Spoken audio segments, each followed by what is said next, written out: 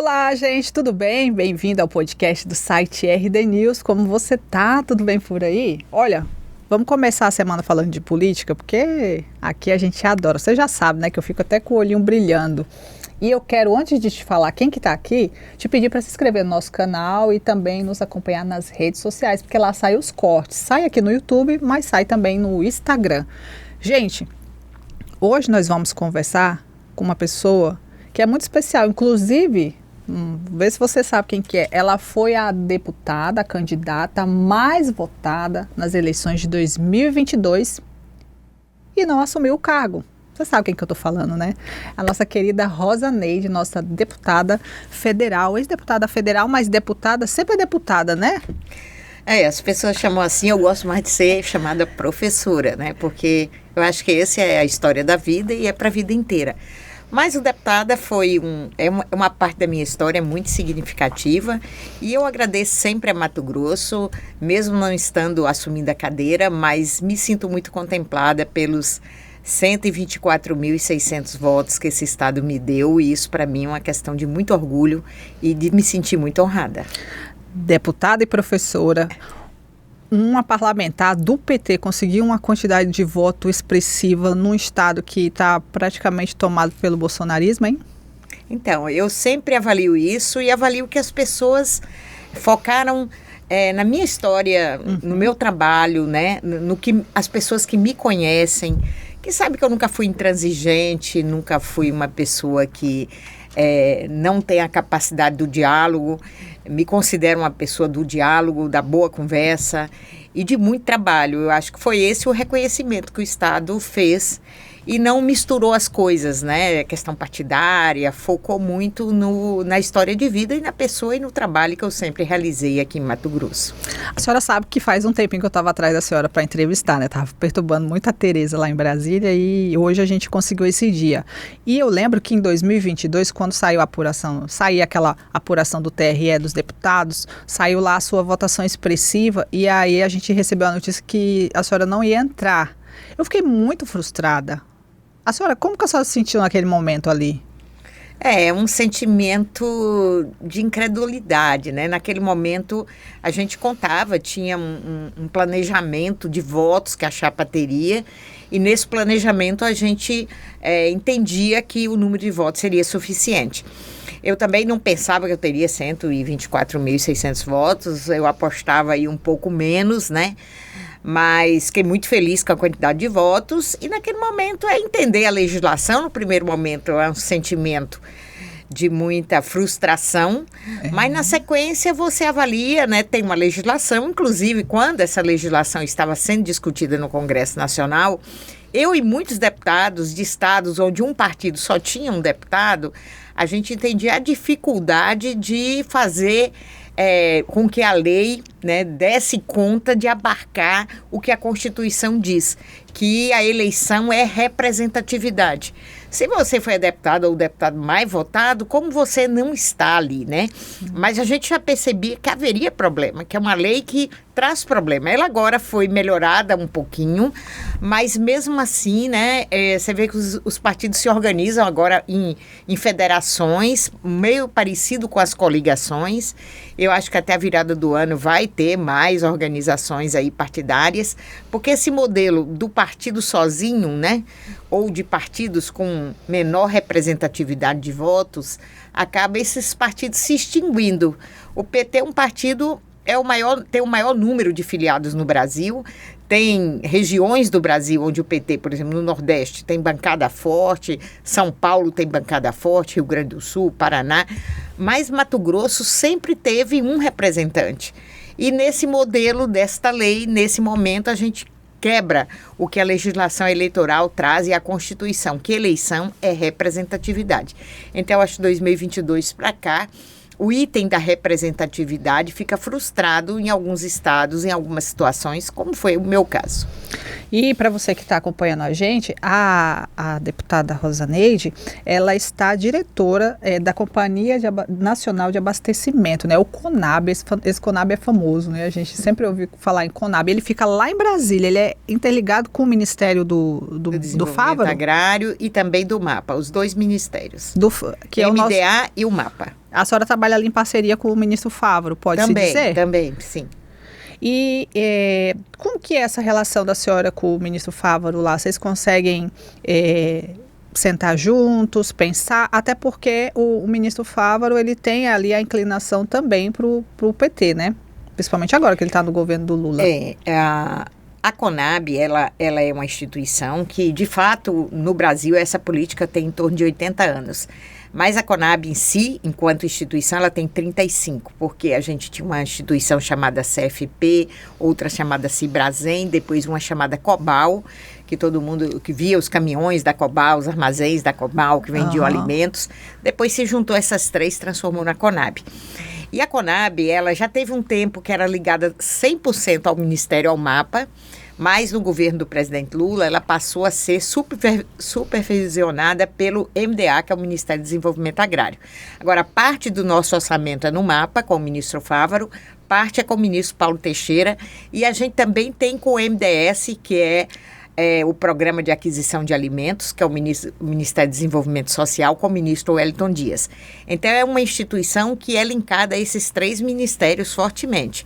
Com o ministro Fávaro, a gente discute os dados da agricultura, tanto da agricultura de escala como da agricultura familiar em todo o Brasil. São os técnicos da Conab que levantam em todo o Brasil qual o custo da safra, que safra nós vamos ter em cada ano, em cada mês, como é que está a evolução dos preços. Então, nós temos a campo, o maior número é em Mato Grosso. Mato Grosso sempre é responsável pela maior percentual da safra, né? Esse ano, por exemplo, a gente vai ter em torno de 320 milhões de grãos, né, no Brasil. E Mato Grosso é responsável por 30% dos grãos produzidos no Brasil. Então, a superintendência de Mato Grosso, que fica aqui, nós temos uma superintendência, que é logo ali no início de Várzea Grande, onde está o MAPA, está o MDA, está a superintendência da pesca, está a Conab.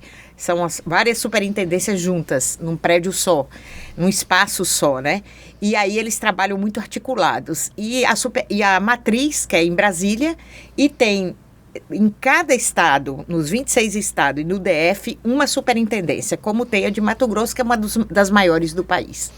A senhora que é uma pessoa muito parceira do presidente Lula e está nessa parte dos alimentos, eu queria que a senhora me tirasse uma dúvida. O presidente Lula, quando ele foi para a campanha dele, ele falou muito na questão do preço dos alimentos, porque teve aquela pandemia, né, Bolsonaro estava ali com aquela crise, subiu o preço do alimento. Mas por que o preço do alimento não baixa, Rosaneide? Por que o presidente Lula não consegue, por exemplo, ter a brincadeira da picanha, né? Que fala que a picanha ia ficar barata. Mas a gente aqui, por exemplo, em Mato Grosso, está muito caro o alimento. Mesmo a picanha, Grace, baixou. A gente já teve picanha de 80, hoje a gente tem de 55, 60, 50, né?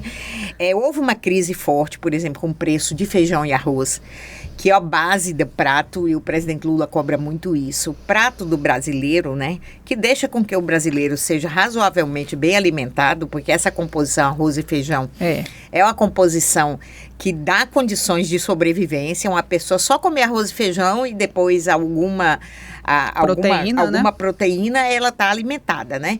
Então, nesse caso, o Brasil vinha diminuindo ano a ano, nos últimos 20 anos, a área plantada de arroz e feijão. Mas no ano de 2023, o presidente Lula, no Plano Safra, que já colocou apoio à área para plantar arroz e feijão e outros. E agora a gente tem, por exemplo, 2024, a gente aumentou sensivelmente a área plantada de arroz e de feijão. E esse ano, por exemplo, a gente já vê nos supermercados pacote de 5 quilos de arroz a R$15, o melhor a R$20. O feijão baixou de preço, o óleo de soja baixou de preço. Só que criou uma narrativa, assim, como se os preços estivessem muito altos. Sempre tem, como é sazonal a questão da produção agrícola, tem época do tomate, tem um período mais da batata. Então, sempre tem algum dos produtos que estão em alta. E aí, essa em alta chama muito atenção e a narrativa fica focada. Mas houve um esforço muito grande de tirar impostos da cesta básica. Isso está terminando esse processo agora. Não é fácil. O Congresso não gosta de votar a retirada de impostos, né? Há uma relativa discussão sobre isso também, né? Parece que quer aumentar imposto. Na realidade, toda a discussão do ministro Haddad é de tirar o imposto da cesta básica. Quando você tira o imposto, já baixa o preço naturalmente, né? E hoje a gente tem arroz, feijão, farinha, óleo de soja, açúcar, café baixou um pouquinho. Nossa, o café está muito caro. O café no mundo... a gente vê hoje o povo chinês que nunca tomou café, sempre tomava chá. Hoje as cafeterias na China começam a virar moda. Imagina produzir café para a China, tomar café, criar essa cultura, esse hábito do café. Então, o café no mundo, né, é um preço internacional e o Brasil acabou tendo uma disparada no preço do café. Caiu um pouquinho, mas está longe de ser o preço ideal no Brasil, né? E o café faz parte do nosso dia a dia. Quando você acorda, o cheirinho do café é fundamental para o dia, né, das pessoas. Então, precisa melhorar. A gente está trabalhando muito nessa questão do café. Agora, o arroz já contornou, o feijão já contornou, a farinha, o óleo de soja, o açúcar. Mas o café ainda é um problema para nós, né? E a carne equilibrou bem o preço, né? Claro que nós olhamos o preço internacional. Mato Grosso é o grande exportador de carne. E aí é estranho, né? Você tem um estado que produz o tanto que produz, que exporta o tanto que exporta, e o nosso povo paga um preço mais caro. Então, tudo isso passa pelo Congresso, passa por uma forte articulação política, que o presidente Lula é muito hábil em fazer isso. Mas a gente tem lá em torno de 120 deputados que votam com o governo num contexto de 513 deputados. Não é fácil essa disputa. E o presidente sempre chama o presidente da Câmara, está discutindo. E o Brasil e nosso Estado tem que entender muito bem de política. A gente tem que se debruçar. Fico muito feliz quando você diz o olho brilha quando eu discuto política. Porque as pessoas têm que entender onde é que a lei passa, quem é que aprova, quem é que aumenta imposto, quem é que diminui imposto. Né? A gente viu na última semana o presidente Lula fez uma medida provisória para que o preço da energia não subisse e o Congresso derrubou isso. Então, para aumentar o preço. Então, a gente tem que estar muito cuidadoso com essa questão da política. Quem é que está votando onde? Como é que votam os nossos deputados, né? Cada um que votou num deputado tem que estar lá acompanhando. O deputado está votando como? Se o deputado está votando contra o povo para aumentar preço, você tem que ligar para o deputado, passar uma mensagem para ele: deputado, eu vi seu voto. Porque os políticos precisam do povo. Eles só se elegem se o povo votar. Então, e depois você tem que cobrar. E o cobrar é dizer, essa lei que o senhor... Não é que o deputado tem que ter dinheiro para colocar ali. Até eu acho que o deputado não tem que ter muita verba para colocar nos lugares. A verba tem que vir nos projetos para os governadores, para os prefeitos. Agora, na hora de votar a lei, a gente tem que cuidar muito de como votam os nossos deputados. Entendi, adorei sua explicação, porque mostrou um panorama do que está acontecendo lá no Congresso, né? Porque a gente só vê assim, igual a senhora falou, só a notícia final, né? Mas a articulação lá dentro, eu entendi o que a senhora quis dizer.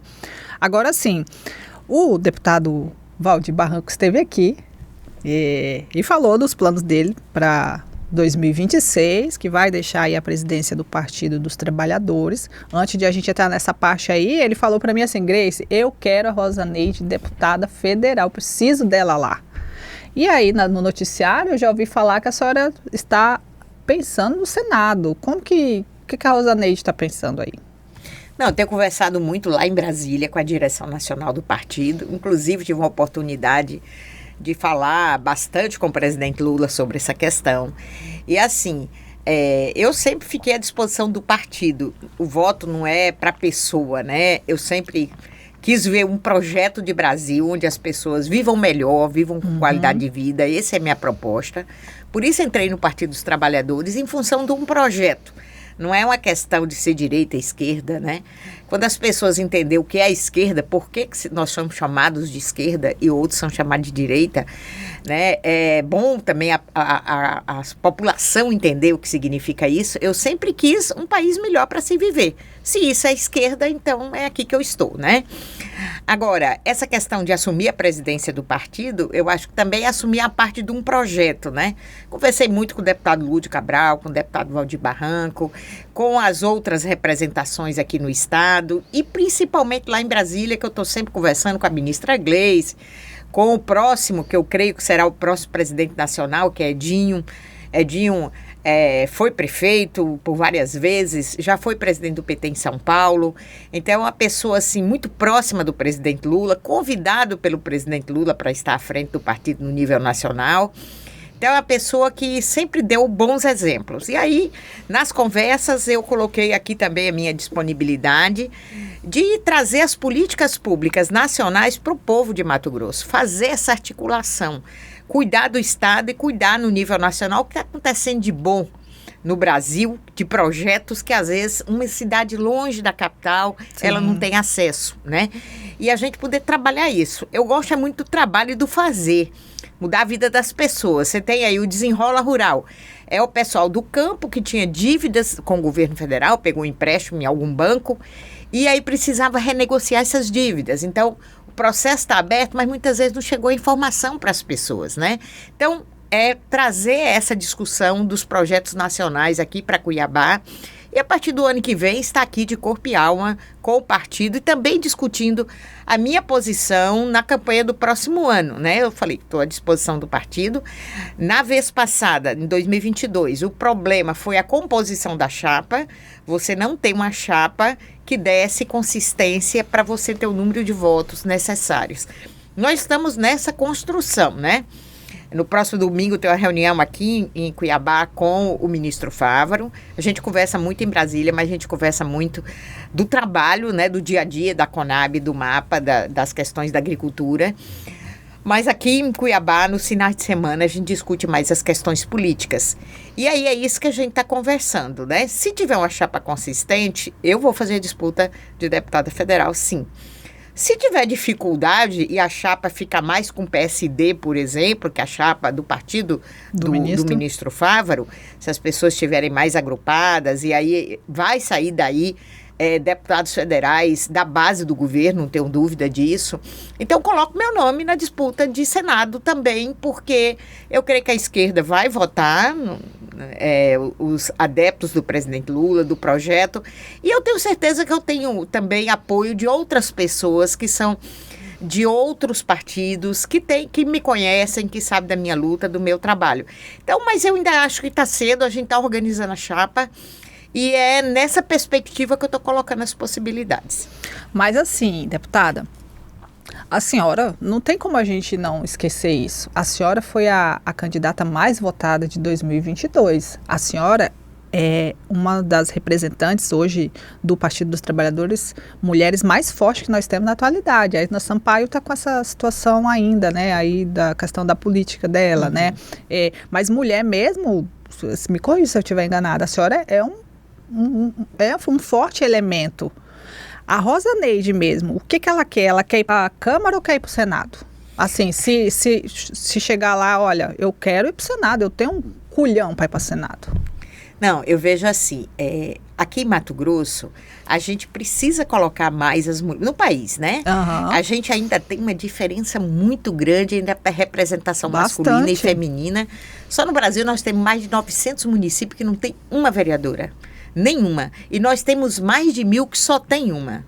Então, assim, num país onde 52% são mulheres, no estado onde 51% são mulheres, e a gente, por exemplo, só tem a deputada Janaína eleita, de fato, para ser deputada estadual aqui. Outras assumem, mas são suplentes e assumem, que é muito importante.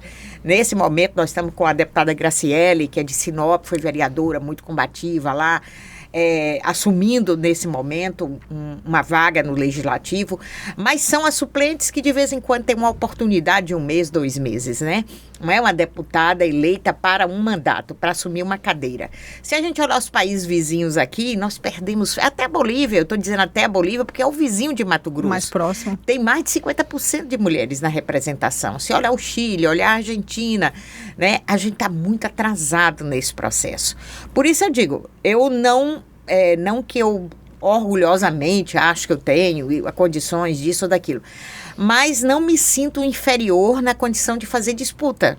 Eu acho que a gente tem que estar pronta para fazer disputa. Uhum. E se houver a necessidade da disputa para o Senado, me acho em condições de fazer disputa. Né, de ir para a rua, de defender um projeto, porque eu penso num projeto. Essa coisa do individual, eu quero ser senador, eu quero ser deputada, não é muito da minha personalidade, né? Eu quero estar trabalhando e quero estar num projeto. Claro que quando você tem a cadeira, você tem poder. E a mulher não pode ter medo do poder. A mulher tem que estar no poder, sim. Porque é um momento de decisão. Por exemplo, esses votos agora de aumentar a conta de luz. Então, se eu estou lá, eu tenho o meu voto. Mato Grosso não ficaria envergonhado de nenhum deputado votar a favor. Então, assim, a gente tem que cuidar disso, né? Cuidar dos projetos. E, assim, de minha decisão particular, se eu disser, olha, hoje, o que é que Rosa queria mais? Eu gostaria de ter uma chapa consistente para disputar a Câmara Federal. Uma vaga na Câmara, eu acho que eu gostei muito, eu fui presidente da Comissão de Cultura na Câmara, eu tive muitas oportunidades na Comissão de Educação, de discutir o financiamento, de estar junto com a lei do Fundeb, de vários projetos de lei que eu tive, leis aprovadas em favor das mulheres, da educação. Então, assim, dá uma alegria muito grande você ver o seu trabalho realizado. Agora, o Senado não é tão diferente, né? Claro que você tem mais poder estando no Senado. São 3 pessoas por estado. Na Câmara, você tem Mato Grosso com 8, você tem estados com 50, com 70. Então, as representações são bem diferentes. Agora, no Senado, não. É uma representação nacional, onde tem 3 representantes de cada estado. E você pode discutir com mais eficácia o que um estado como Mato Grosso, produtor como é Mato Grosso, precisa ter gente fazendo projetos e defendendo o nosso estado com muita garra. Então, isso é um espaço. Mas isso, se for o espaço que eu disputar, vou fazer isso com toda a honradez e com todo o cuidado aqui em Mato Grosso. Mas o seu, igual fala lá na minha terra, mas o seu xodozinho é a Câmara Federal, né? A senhora gostou? Câmara eu acho que tem um espaço muito grande. Claro que todo mundo deve ser senador e senadora, né? Eu acho que o país precisa ter mais mulheres no Senado. Eu vejo lá como são as coisas, né? Ainda um grupinho muito pequeno de mulheres em todos as 2 casas. Então, já pensou a senhora e a deputada Janaína aí brigando, né? As 2, Mato Grosso com 2 mulheres em pontas diferentes, né? Disputando, né? Seria interessante. Mas e aí, se chegar aí uma conversa de a senhora ser suplente do ministro Fávaro no Senado? Essa conversa já... Existiu, teve uma fofoca, né? A mídia colocou e tal, mas assim, se for para fazer uma disputa como suplente, eu vou disputar uma cadeira, ou na Câmara Federal, ou no Senado. Eu não tenho, já falei isso ao ministro, não tenho nenhuma disponibilidade de disputar a suplência. Não que a suplência não seja um espaço tranquilo, mas o partido do ministro é outro, ele não está na federação que eu estou. O partido do ministro, no nível nacional, tem gente mais à direita e gente mais à esquerda. O ministro aqui compõe com a base do governo, mas tem outros estados que tem gente do PSD que não compõe. Eu tenho 43 anos filiada no Partido dos Trabalhadores. E eu sou da ala do Partido dos Trabalhadores, do diálogo, da boa discussão pública. Então, assim, eu quero permanecer neste grupo. Então, é uma questão, assim, de qual é o grupo nacional, né? Então, o grupo nacional são os partidos que sempre estiveram na mesma base, não tem controvérsia. O ministro Fávaro é uma pessoa muito trabalhadora, conversa com o presidente Lula gosta muito do jeito que o ministro administra a pasta. Esse ministério que hoje abriu muitas fronteiras para o mercado da agricultura no mundo, né? Eu acho que o Brasil, depois que saiu o presidente anterior e entrou o presidente Lula é abraçado do mundo inteiro. Não é porque eu sou do PT, mas a gente tem que ter essa tranquilidade de avaliar. Onde o presidente Lula vai, abre espaço de comércio para o Brasil. A grande produção do Brasil, que é especialmente a agrícola, né? Está aberta para o mundo inteiro. E a produção, que a gente tem uma forte produção aí de carne no Brasil, então a gente tinha muito, não vai negociar com a China, não vai negociar com o Japão. E o presidente Lula vai, onde ele vai, ele faz a abertura dos mercados. E isso o ministro Fávaro está muito próximo, faz esse trabalho, a gente tem uma relação muito boa, mas não compor uma chapa que é uma figura que não é a que eu estou pronta neste momento, né? Esse olhar da senhora, da chapa que não é, eu vou falar chapa pura, né? Eu não gosto de falar esse nome, mas assim, uma chapa raiz, vamos falar chapa raiz petista, né? Tipo o Fávaro, o ministro Fávaro não seria aí, né, um raiz, no caso. A ministra Gleisi, ela tem também esse olhar que a senhora tem em relação aqui a Mato Grosso? Ou que é o olhar dela, assim, tipo Rosa Neide, nós precisamos de uma petista raiz, igual nós temos aqui o Abílio, né? O Abílio é um PL raiz. Você é a nossa petista raiz, seria isso? A ministra Gleisi, ela já conversei diversas vezes sobre esse assunto e é importante o partido ter os seus representantes. É claro que eu não tenho problema nenhum com vir mais gente, vir pessoas que hoje estão em outra denominação partidária para esta federação, que é o PV, PCdoB e o PT, e pode vir mais partidos para essa federação. Está tendo uma discussão aí na conjuntura nacional, tem outros partidos, porque hoje, se os partidos não se alinharem, o partido que ficar pequeno e sozinho, ele acaba não elegendo. É o caso do PP, né? Que tá aí meio que... vai ter que se juntando, porque quem não elege, não tem bancada, não tem como sustentar o partido. O partido tem que eleger representantes, tanto nas câmaras estaduais, nas câmaras municipais e lá no parlamento, no Senado e na Câmara, você tem que ter representantes. Se você não tiver representantes, aí que partido é esse que faz uma discussão nacional, mas não elege pessoas?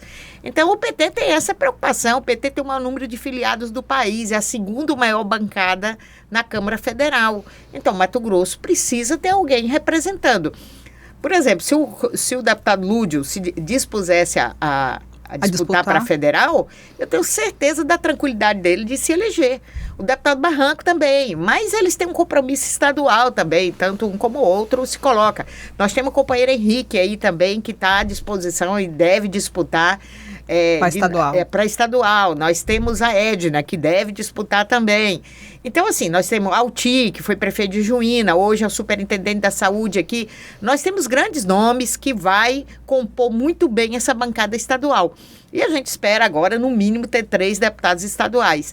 E aí, no nível federal, a gente tem que se organizar também, aí é Senado ou Câmara, que a gente tem que fazer essa disputa. Ô, Rosaneide, nessas reuniões que a senhora está participando aqui com o ministro Favre e o pessoal do PT, qual é o nome aí para governo que vocês têm? É o do Zé do Pátio mesmo?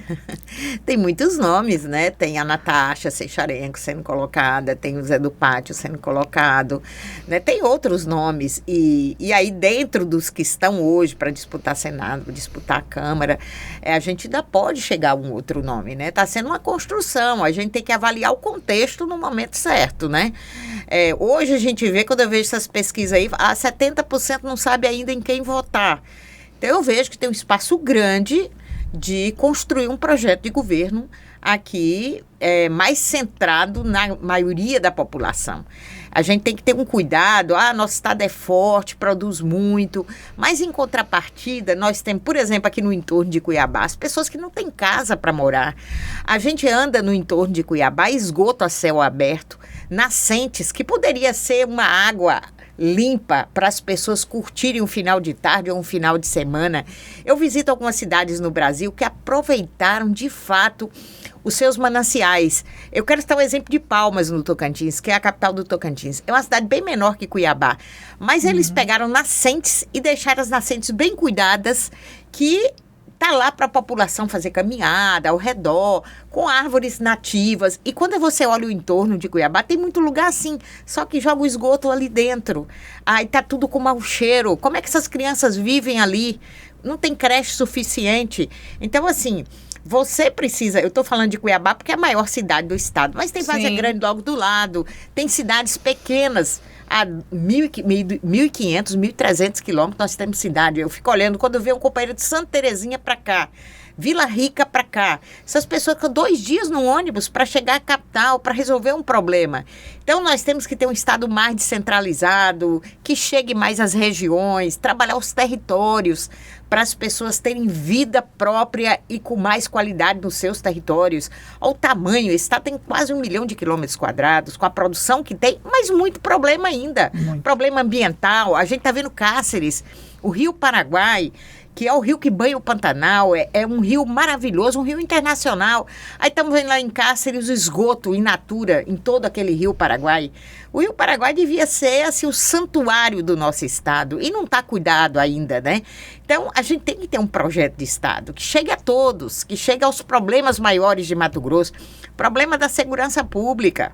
Eu ouço muita discussão de segurança pública, culpa do governo federal, culpa de não sei quem. Não, toda política pública só vai dar certo se o governo municipal, estadual e federal se juntar. O Brasil é um país federativo, na Constituição está dizendo, os entes federados têm que executar as políticas públicas. Então, a gente está vendo numa cidade onde as nossas filhas e filhos têm medo de estar à noite, tem ruas que as pessoas têm medo de entrar. As facções, então, né? Tem facções, tem gente morrendo gratuitamente, tem crimes bárbaros. Então, assim, na cidade de Cuiabá, em todo o estado, das cidades pequenas também. Então, assim, qual é a contribuição do governo federal na segurança pública? O que é que o Estado está fazendo para a segurança pública? O que é que as cidades, que projeto em harmonia se está construindo? Então, nesse sentido, tem muito para se pensar um projeto de Estado. E aí tem que ter o representante para este projeto. Eu acho que a gente está discutindo muito um projeto.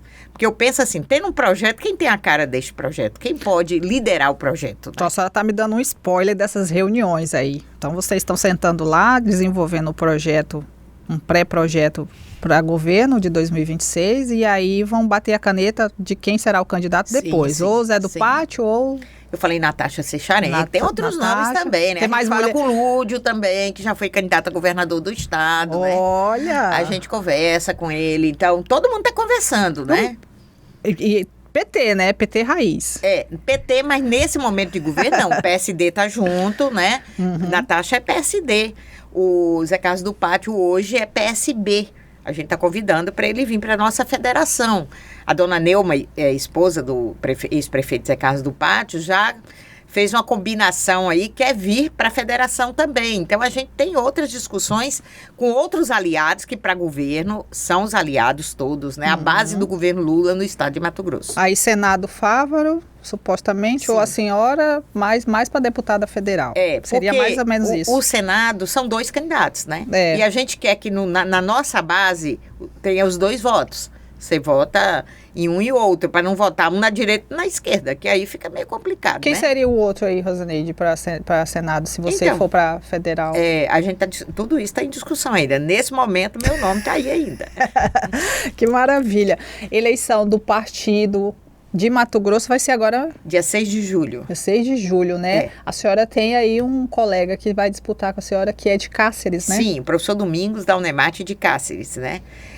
Eu coloquei meu nome numa discussão com o deputado Barranco e com o deputado Lúdio. Ambos me apoiam, né? Aí o ex-deputado Carlos Abicalil também está na campanha, o ex-deputado Ságuas Moraes está na campanha, o professor Henrique está na campanha, a professora Edna está na campanha. A senhora está pronta para assumir o PT? Está na campanha, estou pronta. Então nós temos a copeirada que já teve mandato do estado de Mato Grosso, todos estão na campanha. Assim, no sentido de mulher, né? Primeiro, de a gente dar essa orientação para a base, dar esse sinal que a gente quer mais mulheres na disputa, e nas disputas aí nas câmaras municipais, nas prefeituras, a gente quer mulher disputando, e também poder chamar o PSD para discutir, chamar o PV para discutir, chamar o PSB, chamar os partidos, o PV, o PCdoB, os partidos aliados, a gente poder construir aí mensalmente uma reunião com todos os partidos da base do governo Lula e com figuras públicas, né? Que tem projetos que são projetos alinhados, então a gente quer discutir. A gente não quer dizer, essa pessoa não pode sentar à mesa para discutir. Não, conosco não tem isso, comigo não tem. A gente vai chamar todo mundo que quer uma cidade melhor, um estado melhor e um país melhor para a conversa. Valeu.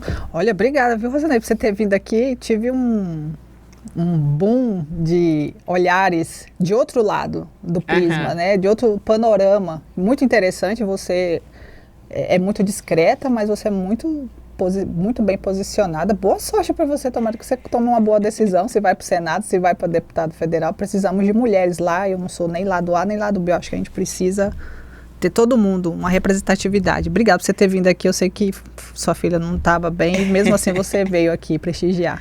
Não, Grace, eu quero agradecer aqui o podcast do RD News, agradecer todo mundo que trabalha aqui, e agradecer você, que é uma moça também que sabe fazer as questões, tem desenvoltura, e a gente gosta de falar com mulheres que gostam de política. Porque quando a gente diz, não, política é tudo uma sujeira, não sei o quê, a gente está deixando que os sujos tomem conta da política. Se tem sujeira, vamos nós pegar uma vassoura e varrer a sujeira. Vamos lavar isso, Vamos lavar isso e vamos em frente. Eu estou aqui, eu gosto muito, eu amo o Mato Grosso, e vou fazer essa discussão com todo o Mato Grosso. Eu não tenho, como eu disse, problema de discutir com ninguém. Lá em Brasília, eu recebo todos os prefeitos. Inclusive, alguém outro dia, que é do PL, foi me fazer uma visita. Olha a fofoca. Foi me fazer uma visita. Não sei se a senhora... Não tem negócio da senhora. Eu sou a vice-presidente da Conab. Eu estou ali para receber prefeitos do Brasil inteiro. E eu recebo do Brasil inteiro, eu recebo com muito gosto os de Mato Grosso. E o que tem de projeto a gente coloca à disposição. Essa orientação do presidente Lula é hora de governar. Não é hora de fazer disputa partidária. A disputa partidária é no próximo ano e aí cada um toma seu rumo. Muito obrigada a você e estou sempre à disposição. Obrigada, e uma fofoquinha. Se ela for eleita realmente presidente do PT, ela disse para mim que vai ficar mais por aqui, né? Mais por Cuiabá. Sim. Vai ficar mais com a gente. Ano que vem estarei aqui totalmente à disposição do partido e do nosso estado. Ok, olha, obrigada, deputada. Gente, espero que vocês tenham gostado dessa conversa, tenham entendido muita coisa como eu entendi por aqui, e segue aí a deputada nas redes sociais para você acompanhar o trabalho dela, esse novo momento da carreira dela. Vamos ver o que ela vai decidir, né? Deputada ou Senado? Vamos ver aí 2026. Um abraço para você e tchau!